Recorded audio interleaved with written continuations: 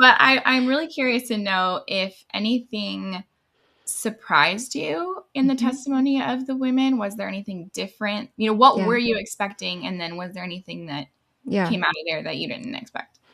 Yeah. I like to say like everything in a sense because pretty much what I wrote in that first chapter is still really well, it was honest. I've been able to tell you the the reason like I would have been able to tell you why I didn't why like the reasons I wasn't motivated to have these children. What I Mhm. mean is like it's not because I'm backwards or it's not because I don't know how this works, which you get all that. But did I have the language on the tip of my tongue? The answer is sort of no. I probably would have blurted out something like, well, I just believe children are good. And I do. I might have even accomplished saying something like, I don't know. I always thought that having a child would be more valuable than the next paper I could have written. In other words, like the papers will wait, but the children will not wait.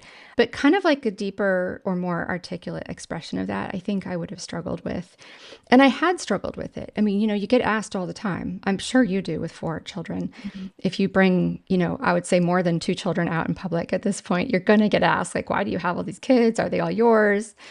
And I had struggled with that. Sometimes you're embarrassed. Sometimes you feel like bold and you say, oh, they're so great. And then other times you just think like, what am I even supposed to answer to this remark? So what did I learn?